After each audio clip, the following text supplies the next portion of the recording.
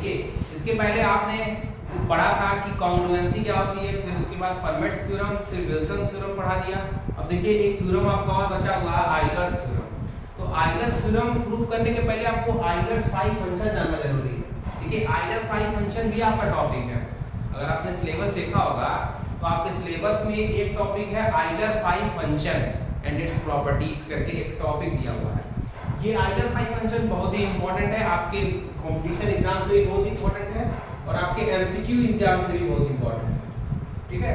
Direct question बनते हैं आपका ये फाइव फंक्शन है, आइलर फाइव फंक्शन है, इसको फाइव फंक्शन भी कहते हैं, ठीक है। तो इसको इसकी डेफिनेशन देखिए सबसे पहले क्या होती है, और इस पे मेनली आज का लेक्चर इस पे हम क्वेश्चन सॉल्व करेंगे, कैसे हम आइलर फाइव की वैल्यू कैसे निकालते हैं, ठीक है।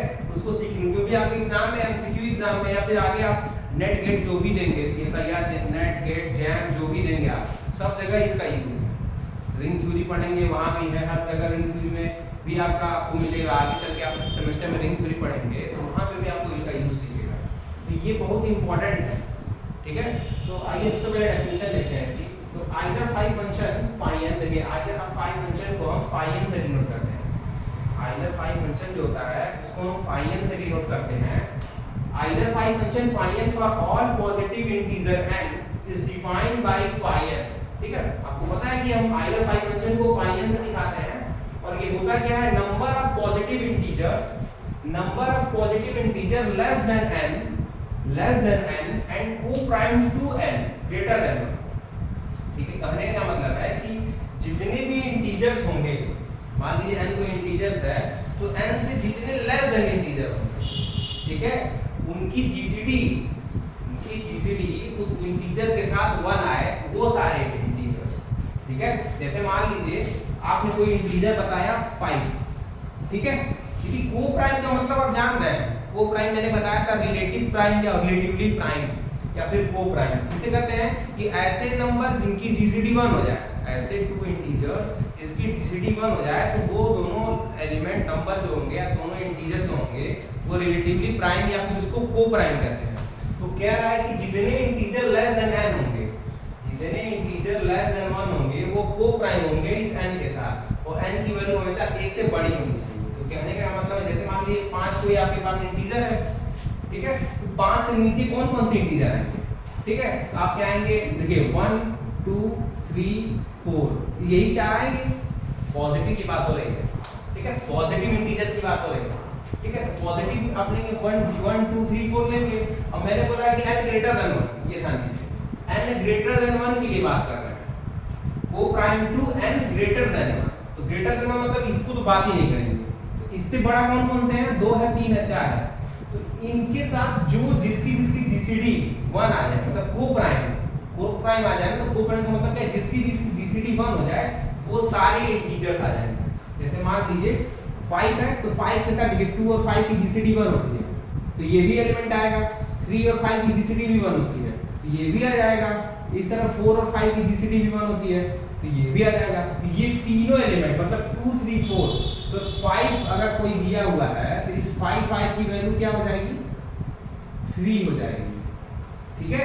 और 1 भी आपका एक है, 1 भी आपका है तो 3 + 1 एक 4 हो जाएगा। देखिए 1 को तो काउंट करें, 1 का तो होगा ही, 1 के अलावा 3 आ रहे हैं और 5 1 की वैल्यू 1 होती है। देखिए डेफिनेशन से देखिए 1 की वैल्यू 1 ही होगी, तो 3 + 1 4, तो इसकी डायरेक्ट वैल्यू 4 हो जाएगी। क्योंकि भाई जायज बात है, अगर 1 और 5 की जीसीडी लेंगे तो उसकी जीसीडी भी तो 1 ही आएगी, तो टोटल कितना हो जाएगा 5 3 + 1 मतलब 4 हो जाएगा वैल्यू, ठीक है। तो 1 2 3 4 इन चारों के लिए इसकी जो 5 की वैल्यू आई वो 4 है, मतलब 4 ऐसे इंटीजर्स 5 से कम मिलेंगे जिनकी जीसीडी 1 आ रही है, तो ये आप कह सकते हैं जो कि को प्राइम है। देखिए लिखा हुआ है ना कि लेस देन n एंड को प्राइम टू n, ठीक है। ये तो इसकी डेफिनेशन है। और जब भी आपको वैल्यू 5 1 की वैल्यू पूछे, जैसे ये 5 की वैल्यू निकाले तो हम 4 लिखे है ना, ये 4 आया तो 5 1 की वैल्यू हमेशा 1 होती है, 5 1 की वैल्यू एंड 1 की वैल्यू 1 होती है, और 1 से बड़ी जितनी वैल्यू होगी इसके लिए हमने बताया तरीका, ठीक है। ये तो मैं समझाने के लिए बता रहा हूँ, आगे आपको फॉर्मूला बताया जाएगा, आगे हम फॉर्मूला बता देंगे डायरेक्ट। आप उस फॉर्मूले से कितना ही बड़ा नंबर दे दें, कितना बड़ा इंटीजर दे दें, आप निकाल सकते हैं 1 मिनट में, ठीक है। तो वो मैं समझा रहा हूँ कि वो कैसे इंटीजर की बात कर रहा है, ऐसे इंटीजर्स जो उस इंटीजर्स के साथ को प्राइम हो, मतलब उनकी जीसीडी उसके साथ हमेशा 1 आए, या फिर रिलेटिवली प्राइम हो, रिलेटिवली प्राइम हो। ठीक है, तो ये इसकी डेफिनेशन है। ठीक है, तो यहां तक इसकी डेफिनेशन है। The Eiler-Phi function for all positive integers n is defined by phi n equal to number of positive integers less than n and co-prime to n, co-prime to n, और n की value 1 से बड़ी होनी चाहिए, because अब 1 होगा तो 1 की वैल्यू हमेशा 1 ही होती है, एंड phi 1 की वैल्यू 1 होगी, phi 1 की वैल्यू 1 होगी। तो ये डेफिनेशन होती है Eiler-Phi फंक्शन। देखिए Eiler-Phi फंक्शन मेनली हम फाइंड करने के लिए ये फाइंड नहीं पता करते हैं कि कैसे कितने ऐसे इंटीजर होंगे जिसकी जीसीडी 1 हो जाए। ठीक है, जैसे मान लीजिए आपने 10 कोई इंटीजर लिया और आपने पूछा कि phi 10 की वैल्यू बताइए, तो phi 10 की मतलब उस Eiler-Phi फंक्शन 10 की वैल्यू पूछ रहे हैं, मतलब 10 से कितने इंटीजर 10 के से नीचे मिलेंगे जिनकी जीसीडी 1 हो जाए। ठीक है, जैसे मान लीजिए आपने n की वैल्यू 10 ले लिया। ठीक है, n के नीचे कितने इंटीजर आएंगे? 1 2 3 4 5 6 7 8 9, ये 9 इंटीजर्स आएंगे, 1 2 3 4 5 6 7 8 9। ठीक है, अब आपको पता है कि किन किन नंबर की जीसीडी 10 के साथ 1 होगी, तो 1,10 की जीसीडी 1,10 की जीसीडी 1 होती है। जीसीडी निकाला जाना है ना, इन दोनों को डिवाइड करने वाला सबसे बड़ा इंटीजर, इन दोनों नंबर्स को डिवाइड करने वाला सबसे बड़ा वाला इंटीजर, तो 1 को भी डिवाइड करके 10 बताए हैं। जीसीडी की डेफिनेशन नहीं देखी है तो आप देख लीजिए, लेक्चर फर्स्ट या सेकंड में ही बताया गया है जीसीडी क्या होता है। ठीक है, तो 1 और 10 की जीसीडी क्या हो जाएगी? अरे भाई दोनों को डिवाइड कर दे, ऐसा इंटीजर है कि जो दोनों को डिवाइड कर दे और वो सबसे बड़ा होना चाहिए, तो 1 और 10 को डिवाइड करना 1 ही तो मिलेगा। इसी तरह 2 और 10 की जीसीडी, देखिए 2 और 10 की जीसीडी क्या होती है? 2 होगी, क्योंकि 2 सबसे बड़ा मिलेगा ना, इसका मतलब 2 हो गया। इसी तरह 3 और 10 की जीसीडी 1 होगी, इसी तरह 4 और 10 की जीसीडी 2 होगी, इसी तरह 5 और 10 की जीसीडी 5 होगी। इस तरह सबका निकालेंगे तो देखिए ये नहीं आएगा, इसको हम नहीं लेंगे क्योंकि इसकी जीसीडी 2 आ रही है, जितने की जीसीडी 1 आएगी उसको काउंट करेंगे। ठीक है, क्योंकि वही को प्राइम है ना, तब कहेंगे 1 और 10 क्या है? को प्राइम है। ठीक है, क्योंकि इनका जीसीडी 1 है। ठीक है, इस तरह 3 और 10 की जीसीडी 1 है तो इसको काउंट करेंगे, ये नहीं होगा, ये भी नहीं होगा। जिसकी जीसीडी 1 आएगी, इस तरह आप कितने बचेगा? 6 बचा, तो 6 को 10 का निकालेंगे, इसकी भी जीसीडी आपकी 2 आएगी, इसकी भी जीसीडी 2 आएगी, 7, 10 की जीसीडी 1 आएगी, 8, 10 की जीसीडी कितनी आएगी? 8, 10 की जीसीडी कितनी आएगी? 2 आएगी, 9, 10 की जीसीडी 1 आएगी। तो देखिए 1 2 ये तो नहीं होगा, दोनों 1 2 ये हो गया, 3 और 1 4, मतलब जो अगर आप Eiler-Phi 10 की वैल्यू होगी कितनी हो जाएगी? 4 हो जाएगी। Eiler-Phi 10 की वैल्यू क्या हो जाएगी? 4 हो जाएगी, मतलब 4 ऐसे इंटीजर्स मिलेंगे जिनकी जीसीडी 10 के साथ 1 आएगी, जिनकी जीसीडी 10 के साथ 1 आएगी। ठीक है, यही ना लिखा हुआ है, number of positive integer less than n, n से छोटे जो कि को प्राइम हो n के साथ, n के साथ ही को प्राइम, मतलब 10 के साथ ही सब को प्राइम हो जाए। को प्राइम का मतलब कि दोनों की जीसीडी 1 हो जाए। ठीक है, को प्राइम को हम रिलेटिवली प्राइम भी कहते हैं, मैंने डेफिनेशन बताई हुई। तो ये चीज तो डेफिनेशन हो गई, ये तो आपको जो तरीका बता रहे हैं ये तो बेसिक तरीका है ना डेफिनेशन समझने का। बट मान लीजिए जब आप एग्जाम देंगे, जैसे आपको एग्जाम में ऐसे देगा वैल्यू फाइंड करने के लिए, जैसे मान लीजिए 100 दे दे और 500 से कल इसकी 500 की वैल्यू बताइए, 500 की वैल्यू तो बताइए। ठीक है, और आपको 4 ऑप्शन दे देगा 500, तो आप बैठ के जीसीडी देखते रह जाएंगे, आप बैठ के एक जीसीडी, अब 100 के साथ 99 लोग आएंगे इंटीजर्स नीचे, अब 99 का गिनते रह जाएंगे एक के साथ किसका जीसीडी 1 है किसका नहीं है। तो ये क्या टाइम टेकन है, ये चीज क्या है? टाइम टेकन है। तो हम उसके लिए भी हम फॉर्मूला बताएंगे, उस फॉर्मूले से आप कितना ही बड़ा नंबर दे, कितना बड़ा इंटीजर दे, उसकी वैल्यू आप उस फॉर्मूले में रखते ही निकल जाएगा। ठीक है, तो आइए उस फॉर्मूले को भी देखते हैं। उसके पहले कुछ नोट्स देख लीजिए। देखिए पहला नोट है कि अगर n कोई प्राइम नंबर है, अगर if n is prime then उसका जो फाइनल फंक्शन होगा, तो उसका जो आइलर फंक्शन होगा वो n-1 होगा, उसका जो आपका फाइनल फंक्शन होगा वो n-1 हो जाएगा। जैसे आप n- मतलब जैसे कोई भी आप प्राइम नंबर जैसे 19 है तो 19 की वैल्यू क्या हो जाएगी? 18। ठीक है, इस तरह कोई भी आपको मान लीजिए कोई भी कितना बड़ा प्राइम नंबर बताइए, जैसे मान लीजिए हमने ले लिया 37, 37 5 37 की वैल्यू 36 हो जाएगी, क्योंकि एक कम हो जाएगा। मैंने लिखवाया है अगर n प्राइम है, ये सब प्राइम है ना, 19 प्राइम है, 37 प्राइम है, तो इसका जो फाइनल होगा 36 हो जाएगा। आप कहेंगे कैसे 36 कैसे बता दिए कि यही होगा? देखिए वो ट्रिक है। ट्रिक क्या आप देखिए, खुद सोचिए। जैसे मान लीजिए 19 है, जैसे n की वैल्यू 19 है, ठीक है, n की वैल्यू आपने 19 लिया हुआ है। मैंने बोला कि n से जितने नीचे वाले इंटीजर्स आएंगे उनकी जीसीडी 1 हो जाएगा, वो सारे इंटीजर्स क्या हो जाएंगे? फाइनल में आ जाएंगे। तो 19 के नीचे कितने एलिमेंट आएंगे? 1 से लेकर 18 तक एलिमेंट आएंगे, ठीक है। आपको पता है 1 से 18 के साथ किसी का भी जीसीडी निकालिए 19 के साथ, 1 से 18 में आप किसी भी एलिमेंट को लेंगे हमेशा उनकी जीसीडी 1 ही आएगी। 119 का जीसीडी 1 आएगा, 219 का जीसीडी 1 आएगा, 319 का जीसीडी 1 आएगा। इसका मतलब किसी भी इंटीजर्स को लेंगे 1 आएगा। कितने से 18 तक होगा, 18 तक 19 तो 19 जीसीडी आ जाएगी। 19 लेंगे तो 19 तो लेना नहीं है हमको, तो को प्राइम लेने हैं, ठीक है। तो इसका मतलब क्या होगा कि जितने भी प्राइम होते हैं उनकी हमेशा फाई n की वैल्यू क्या हो जाएगी? उनका आइगन फाई फंक्शन हमेशा एक कम हो जाएगा, फाई n की वैल्यू n-1 हो जाएगी। इसी तरह दूसरा नोट है कि अगर a और b दो प्राइम नंबर है, दो प्राइम नंबर है, तो क्या करेंगे? a डॉट b कैसे निकालेंगे? Phi dot a phi dot b, phi a dot phi b, ठीक है। जैसे मान लीजिए कि आपको हम 15 दे दें, ठीक है, आपको फाई 15 की वैल्यू निकालनी है, फाई 15 की वैल्यू निकालनी है, तो इसको आप लिख सकते हैं फाई 15 को 3 × 5 लिख सकते हैं, 3 × 5 लिख सकते हैं, ठीक है। आपको पता है 3 भी प्राइम है, 5 भी प्राइम है, तो जब भी दो प्राइम होते हैं उनको हम अलग अलग लिख सकते हैं। ये नोट मैंने लिखवाया है, इस नोट से क्या हो जाएगा? फाई 3 × फाई 5, ठीक है। और फाई 3 की वैल्यू आपने जाना 2 होता है, क्योंकि एक कम फाई 5 की वैल्यू 4 हो जाएगी, टोटल 8, मतलब फाई 15 की वैल्यू कितनी हो जाएगी? 8 हो जाएगा। तो ये तो मान लीजिए प्राइम के लिए बता दिए। ये जो आपने नोट लिखा उस नोट से आप किसी प्राइम नंबर का तो निकाल लेंगे वैल्यू, बट मान लीजिए प्राइम नहीं रहा तब एक जनरल बता रहे हैं फॉर्मूला, उस जनरल फॉर्मूले से आप किसी भी कोई भी आपको इंटीजर दे दे उसकी आप वैल्यू फाइंड कर सकते हैं, उसकी आप वैल्यू फाइंड कर सकते हैं, ठीक है। तो आइए उस फॉर्मूले को देखते हैं। तो आइए अब देखते हैं फॉर्मूला। देखिए जैसे आइगन फाई फंक्शन के लिए मैंने बताया था, अब एक फॉर्मूला है, इस फॉर्मूले से आप कोई भी इंटीजर्स लें, कोई भी इंटीजर्स लें, आप उसकी वैल्यू इजीली फाइंड कर सकते हैं। तो आइए उस फॉर्मूले को देखते हैं।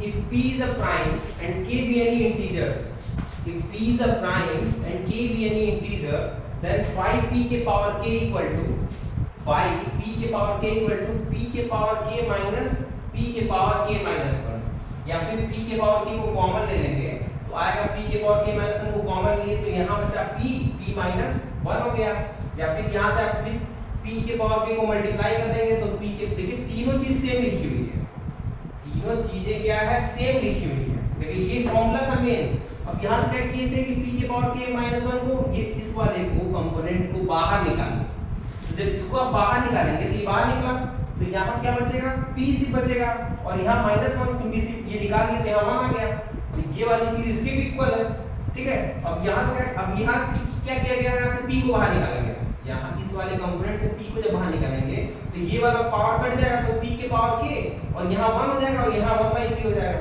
तो मतलब कहने का मतलब ये तीनों चीज सेम है, तीनों चीज सेम है, किसी को भी यूज करेंगे तीनों से आंसर आपका आएगा। तीनों में से कोई भी फॉर्म, तीनों में से तीनों एक ही चीज है, ये यूज करेंगे तो भी आंसर आएगा, ये यूज करेंगे मतलब सेम चीज है, ठीक है। तो ये फॉर्मूले है, ये इंपॉर्टेंट फॉर्मूला है, ये फॉर्मूला इंपॉर्टेंट है, इससे आपके सब क्वेश्चन लगते हैं, इसकी कोई भी वैल्यू देंगे, ठीक है, आप किसी भी क्वेश्चन को आप इजीली सॉल्व कर सकते हैं। आइए कुछ मैं एग्जांपल आपको कराता हूं इस पर जो है हम कुछ एग्जांपल करते हैं, ठीक है। इस पर हम कुछ एग्जांपल करेंगे, उस एग्जांपल से फिर आपको मैं कुछ होमवर्क भी दूंगा, उस होमवर्क को आप करिएगा, फिर उस होमवर्क से आप उस क्वेश्चन को करिएगा, ठीक है। और अगर आंसर सही होगा तो उसको कमेंट भी करिएगा। सबसे पहले हम कुछ एग्जांपल देख लेते हैं। देखिए सबसे पहले फॉर्मूले को मैं ऊपर लिख दे रहा हूँ। फॉर्मूला है ना p के पावर k बाई p के power k equal to p के पावर k माइनस p के पावर k माइनस 1। k क्या है? k कोई इंटीजर है। k क्या है? k कोई इंटीजर है, ठीक है, इक्वल टू p के power k minus 1 upon p minus 1, ठीक है। इसको भी आप इक्वल कर सकते हैं p के power k 1 minus 1 by p। ये सब सेम है, सब क्या है? सेम, ठीक है। अब आइए कैसे करेंगे, कैसे आप क्वेश्चन करेंगे इसको देखते हैं। देखिए जैसे मैं आपको एग्जांपल बता रहा हूँ, ठीक है, आपको मैं एग्जांपल करा रहा हूँ, ठीक है। पहला एग्जांपल देखिए, जैसे मान लीजिए आपको 525 की वैल्यू निकालनी है, ठीक है, n की वैल्यू है 25 है, आपको phi n की वैल्यू निकालनी है। Final phi function phi n ही होता है ना, तो उसको हमको phi n की वैल्यू निकालनी है। n की वैल्यू आपने 25 ली है। जब भी कोई इंटीजर दे, इसको आप प्राइम फैक्टर में ब्रेक करेंगे। कोई भी इंटीजर आपको दे, उसको पहला स्टेप आपका यही है, उसको प्राइम फैक्टर में ब्रेक कर दीजिए। इसको प्राइम फैक्टर में ब्रेक करेंगे तो क्या हो जाएगा? इसको आप क्या लिख सकते हैं? 5 into 5 लिख सकते हैं, या फिर इसको 5 का स्क्वायर लिख सकते हैं, या फिर इसको आप 5 into 5 लिख सकते हैं, या फिर 5 स्क्वायर लिख सकते हैं, ठीक है। अब ध्यान से फॉर्मूले को देखिए, ये फॉर्मूले में प्राइम बनाना है। फॉर्मूले में ये p के पावर k लिखा है, क्या इस बात है? कोई भी इंटीजर यहाँ देगा, कोई भी इंटीजर आपको देगा, उसको सबसे पहले आप प्राइम में बनाएंगे, ठीक है। तो प्राइम में मैंने तोड़ लिया, प्राइम में इसको मैंने ब्रेक कर दिया। इस चीज को आप क्या लिख सकते हैं? 5 और इसकी जगह 25 की जगह 5 स्क्वायर लिख लेंगे। ये चीज किया ना, ये यहाँ से आया हुआ है, इसको 5 स्क्वायर लिख लेंगे। अब फॉर्मूला देखिए, p के पावर k टाइप का बन गया ना, p की जगह 5 है, k की जगह 2 है, p की जगह 5 है, k की जगह 2 है, ठीक है। तो अब ये फॉर्मूला लगा दीजिए, तो क्या हो जाएगा यहाँ? 5 स्क्वायर माइनस 5 k, यहाँ से हटेगा तो 5 है, 5 की पावर 1 हो जाएगा। तो यहाँ से कितना हो जाएगा? 25 माइनस 5, इसकी वैल्यू कितनी हो जाएगी? 20, ठीक है। तो 25 की वैल्यू क्या हो जाएगी? 20 हो जाएगी। मतलब जो 25 की वैल्यू निकालनी थी आपको, उसकी वैल्यू कितनी है? 20 आ गई। उसकी वैल्यू कितनी आ गई? 20 आ गई। तो ये इसका सॉल्यूशन होगा। मतलब कोई भी आपको इंटीजर दे, आपको क्या करना है? आपको पहले उसको प्राइम फैक्टर में ब्रेक करना है। प्राइम फैक्टर में ब्रेक करेंगे, फिर फॉर्मूले में पुट करेंगे, तो आपका सॉल्यूशन आ जाएगा। आइए कुछ और एग्जांपल देखते हैं। ये पहला एग्जांपल है, ये आपका पहला एग्जांपल है। आइए कुछ और एग्जांपल देखते हैं। तो फॉर्मूले देखिए, अगर आप एक बार प्राइम फैक्टर में ब्रेक करना सीख लीजिए, कोई भी इंटीजर है उसको प्राइम फैक्टर में ब्रेक करिए। प्राइम फैक्टर में ब्रेक कर लेंगे तो आपका इजीली सॉल्व हो जाएगा, तो आइए दूसरा एग्जांपल देखते हैं, ठीक है। जैसे मान लीजिए कि आपको 550 निकालना है, 550 की वैल्यू निकालनी है, ठीक है। यहाँ पे क्या है? n की वैल्यू 50 है, n की वैल्यू कितनी है? 50। अब इसकी आपकी वैल्यू निकालनी। मैंने बोला कि सबसे पहले क्या करेंगे? आप ब्रेक करेंगे उसको। सबसे पहले आप प्राइम फैक्टर में ब्रेक करिए। उसको क्या ले सकते हैं? इसको आप 2 into 5 का स्क्वायर लिख सकते हैं, 5 into 5 यही ना। इसको आप क्या लिख सकते हैं? 2 into 5 का स्क्वायर, 2 into 5 का स्क्वायर लिख सकते हैं। इस चीज को आप यहाँ क्या करेंगे? इस चीज को आप यहाँ लिखेंगे 2 into 5 का स्क्वायर, ठीक है। यानी कि ये जो 5 का स्क्वायर, हाँ ठीक है, 5 का स्क्वायर लिख लिए। अब इसको आप क्या करेंगे? अब देखिए जो डॉट रहता है तो 5a.5 भी हो जाता है, डॉट रहता है तो 5a.5 भी हो जाएगा। तो क्या हो जाएगा यहाँ पे? 52.55 स्क्वायर। जब भी डॉट में लिखा रहेगा ना, तो 5 जो फंक्शन है वो सबके साथ अलग अलग हो जाएगा, लेकिन कंडीशन ये कि सब प्राइम होना चाहिए। मैंने नोट में सेकंड लिखवाया था कि 5a.5 भी लिख सकते हैं, but a and b are prime. Here a and b both are prime. That's why we can write like this. Otherwise we can't write like this. ठीक है। तो सबसे पहले आपको उसको प्राइम फैक्टर में इसको आप ब्रेक करिएगा, उसके बाद ही आप ये स्टेप कर सकते हैं, ठीक है। अब आपको पता है फॉर्मूला देखिए, फॉर्मूले में क्या है कि अब जब बता दें कि 5 2 तो p है, तो यहाँ p के पावर 1 है। यहाँ देखिए p के पावर 1 है ना, 2 के पावर 1 है, तो आप क्या लिखेंगे? 2, ठीक है। 2 माइनस 2 के पावर ये 1 हो जाएगा, ठीक है। ये क्या हो जाएगा? यहाँ से 2 के पावर 1 माइनस 2 के पावर 0। भाई k की वैल्यू 1 थी, तो 2 के पावर 1 हो गया। एक पीछे जाएंगे तो 1 माइनस 1 0, 2 के पावर 0 हो गया, डॉट। इसी तरह 5 स्क्वायर का करेंगे तो 5 स्क्वायर माइनस 5 ये क्या आ गया पावर 1। अब आपको पता है कि 2 के पावर 1 की वैल्यू 2, 2 के पावर 0 की वैल्यू 1, ठीक है। डॉट इसका करेंगे तो 25 माइनस 5, तो इसका वैल्यू क्या आ जाएगी 1। डॉट 25 माइनस 5 की वैल्यू 20, इसकी वैल्यू कितनी आ जाएगी 20, ठीक है। तो इस मतलब 550 की वैल्यू क्या हो गई, 550 की वैल्यू क्या हो गई 20 हो गई, 550 की वैल्यू 20 हो गई। देखिए 525 की वैल्यू भी शायद 20 ही आएगी, 5 क्योंकि कोई फर्क ही नहीं पड़ा। यहाँ पे देखिए क्या हो गया 2 की पावर 1 माइनस 2 की पावर 0 इसकी वैल्यू 1 ही हो गई, तो 1.20। बाकी ये काम तो हम 525 में भी किए थे, ठीक है। तो इसी तरह आप किसी भी कितना ही बड़ा इंटीजर हो सबकी वैल्यू आप निकाल सकते हैं, ठीक है। मैंने देखिए कुछ क्वेश्चन दिया हुआ है 549 की वैल्यू निकालिए, 500 की वैल्यू निकालिए, 4 ऑप्शन दिए हुए हैं। जो ऑप्शन सही हो उसको आप कमेंट करके बताइए, जो ऑप्शन सही हो उसको आप कमेंट करके बताइए। हम आपको अगर आपका ऑप्शन गलत होगा तो हम आपको बताएंगे उसके, ठीक है। तो ये 4 ऑप्शन दिए हैं, 2 क्वेश्चन दिया। पहला 549 की वैल्यू निकालनी है आपको और दूसरा 500 की वैल्यू निकालनी है। देखिए जैसे जिस इस फॉर्मूले से सॉल्व करेंगे हो जाएगा। और चाहे इसके अलावा आप कोई भी उठा लीजिए इंटीजर्स, 1000 2000 500 1000 कुछ कोई भी इंटीजर, ठीक है। आप इस फॉर्मूले से करेंगे हमेशा हो जाएगा। बस आप प्राइम फैक्टर में ब्रेक करिए उसे, आप सबसे पहले उसे प्राइम फैक्टर में ब्रेक करेंगे तो कभी गलत नहीं आएगा, ठीक है। तो वीडियो अच्छा लगे तो वीडियो को लाइक सब्सक्राइब और शेयर करें, ठीक है। Thank you very much.